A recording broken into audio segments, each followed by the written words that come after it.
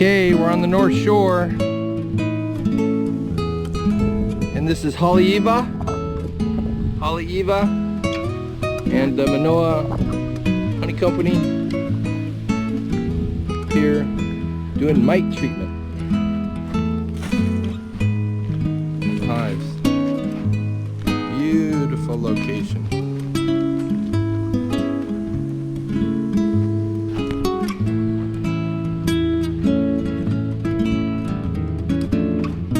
So Kino, can you explain a little bit about this tree that grows the biofuel that you guys are testing here? Yeah, so it's called pongamia, but it's an oil seed crop that they can actually press the seeds from and get, oil from that they can turn into like biofuel and also like jet fuel. And I guess there's some kind of disease going on with a lot of the orange trees on the mainland, and becoming less and less profitable for those orange farmers to keep those trees alive. So they're actually converting their farms into these pongamia tree farms, and they're trying to figure out how effective it is to have bees to pollinate the trees. So this is part of like a project that they're doing over here. And it's kind of like ground zero actually for the whole project. So they asked you guys to put some hives in here and see how it helps to pollinate the crops. Yep. Right. And then just coincidentally, they have these trees which are pretty good for honeybees, and then just all around there's a lot of wild trees like the Brazilian pepper tree that we call Christmas berry, and then you can see around here there's eucalyptus, and you can see some flowers on them. So there's a lot of trees. Stuff around to supplement their resources. So they like the eucalyptus flower as well. Yep. Cool. And the Christmas berry is the one big with the red flowers, and that's prolific everywhere here. Yep. Very cool. Kind of an invasive weed. It's a noxious weed, but yeah, the bees seem to love it. I wonder if we have Christmas berry in Guam. Anyway, we're going to continue on with the mite treatment here. The location is very cool. Procedure is just going to be the same, so we don't bore you with that, but man, if I was a bee, this is the place I would want to be. Hanging out with this guy in Hawaii. Doesn't get much better than that. We'll look into one of these first boxes in here, see what's up. Yeah, looks like there's maybe like a slight flow here from the eucalyptus. Let's see, just shake it out, see if a little bit of drip. Pretty viscous already. Just gonna go down to the food box down there, change the treatment pads, and then go on to the next one. Help.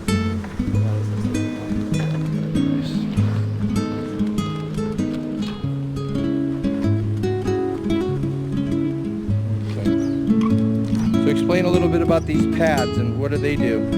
So this is a medication that's meant for eradicating the mites, the varroa mites that plague most beekeepers all around the world. But basically, they're just some type of substrate that has it's soaked in formic acid. It's a synthetic version of the ant venom that is non-toxic to the bees at a certain level, but will kill the mites. It's all packaged up like this. We slice them open. And So there's 2 pads. For full treatment, it's 2 pads per hive, like a 10 frame full hive. But you can do it in halves. You just have to replace it every 10 days. I see. So you just do a half treatment, come back 10 days later and do another treatment pad. So it's been 9 days today, but that's okay. Ooh, yeah, that's quite aromatic. You want to breathe that in. Nope.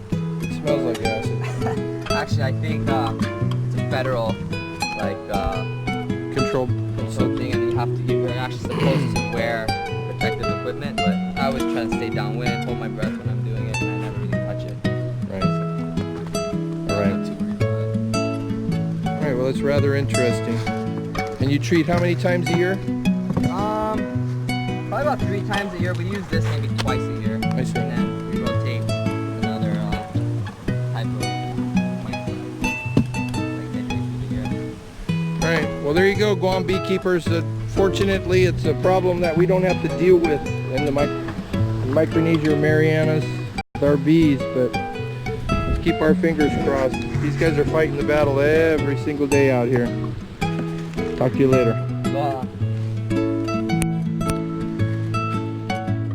Okay, so what we're seeing here is that bee right there with the red dot, that's obviously the queen. And these are queens that we get from the Big Island, which are bred with certain traits that make them sensitive to varroa mites. So they have different traits to recognize and to actually clean the infested brood, and also like grooming behaviors. And yeah, that's kind of like the next step in mite treatment. You know, instead of like relying on chemicals, they're trying to attack them more from a genetic. It's in their DNA. It's imprinted in that queen's DNA. It's to fight the mites. Yep, pretty much. And then her offspring are almost always going to be more reddish. So like you see this one right here, or this one. See, the abdomen of this bee is a little more red compared to the one next to her. So this is probably not from her offspring. All right, so fighting the mite on a genetic level. It's interesting. Back here at the Manoa Honey Company in their processing room here in plant. So there's an interesting machine here. I've never seen one of these before. Kino's going to explain what this thing is. Cool. Alright, so this is like our automatic uncapper. So maybe some of you guys are used to using something like this, like a little comb scratcher to scratch away at the surface of the comb, you know, to get the cappings off so you can open up the cells to extract the honey. But we do it with a lot of frames in one day, so we actually went ahead and invested in one of these. Okay, so it's got some teeth in there, obviously. Yeah, it's got a bunch of chains inside. Chains, okay. Yeah, little chains. And it just whips it at a certain level. You put the frame in there. Put the frame right on these rests, and you lower it, and it spins it, and it's, you know, adjust it to where it lowers the frame down into. Yeah, so it'll take a full frame or a medium frame. Take either one, yeah. Awesome. And then once that's done, uncap, ready to extract, and we put them into these centrifuges. On this side we have two 36 framers, so 36 mediums, or let's see here, 5, so 20 deeps. So big centrifuge. Yeah, and then this is our big version here, 72 frame extractor. Wow. Yeah. 72 frames at a time. Talking about some honey production. Yeah, so once you get because you can actually fit both medium and deeps in this centrifuge. So once you get 72 deeps in here, things start flowing pretty quickly. And then what happens here is all of this honey that's spun out goes into this thing called sublimate. And basically there's a little bit of, there's like a water heater on the outside. So it warms it up? Warms it up a little bit, just enough so that it passes through all these pipes. So there's a pump right here. So once this is filled, it has a little sensor for the level, and then once it's engaged, and it starts pumping up, it gets pumped up through these pipes over here, and then it comes out of here, and then you usually have like drums or something like that. 55-gallon drums full? Yeah, no drums in this room, but yeah, it wouldn't fill this one. You could probably fill like 2.5 of these in one day. What's the capacity of this tank right here? This one, not too sure, maybe somewhere around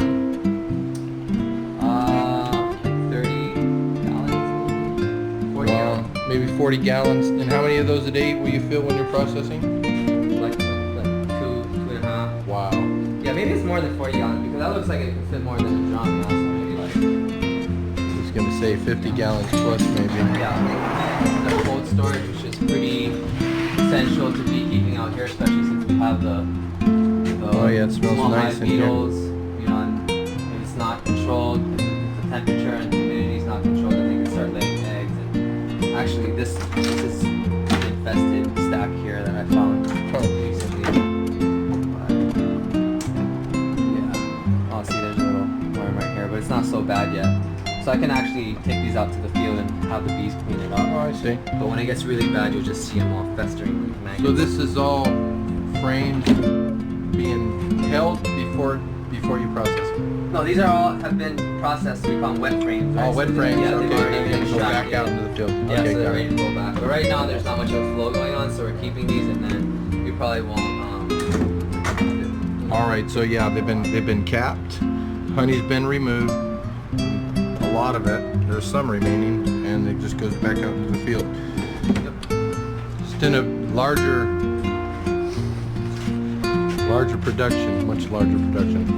All right, that's it, Guam peeps. We'll talk to y'all soon. In the honey storage facility here, and yes, folks, this is all Hawaiian honey stored in these drums. It's amazing. Hundreds and hundreds and hundreds and hundreds of gallons.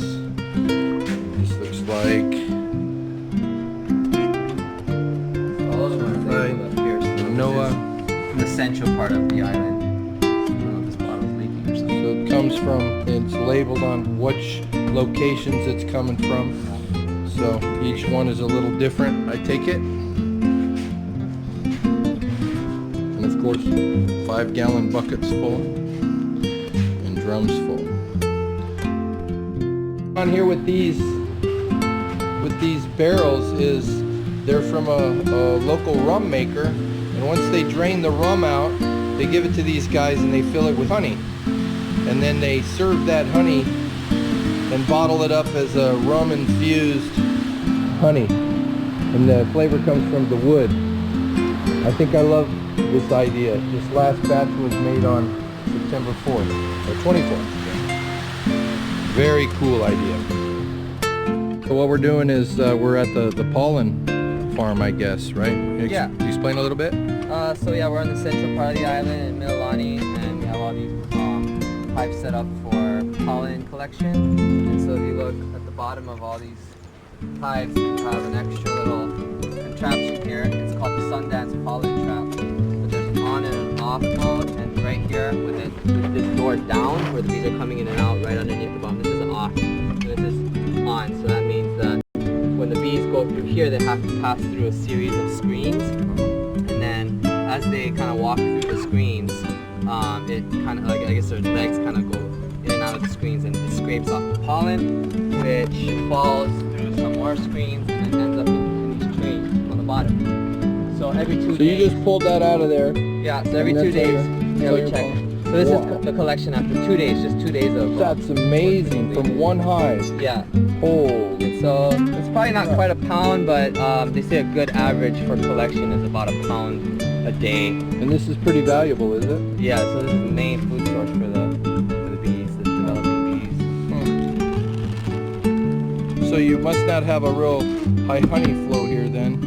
Yeah, because bees have to, are put in a mode where they're constantly, in mode to collect pollen. They don't really focus too much on the nectar, so we don't really get too much honey from this site. All right, so we're gonna go around and we're gonna blast out all of these hives here and see. We'll look at a bucket here in the end and see how much how much pollen we get. So stay tuned. There's another hiker right there. Impressive. Oh yeah, it's like golden goodness. There we go. So we hit about 40 hives here and dumped the pollen trays from the collection. I think we got, oh man, there's, what did I go on and say, 10 plus pounds of pollen there. What a golden goodness. It's quite amazing actually. You wouldn't think. Look at that. All little balls of pollen off the legs of the bees. It's amazing. All right, that's it, Guam peeps, from Hawaii and Manoa Honey Company. Hope you enjoyed it. Have a great day. Aloha.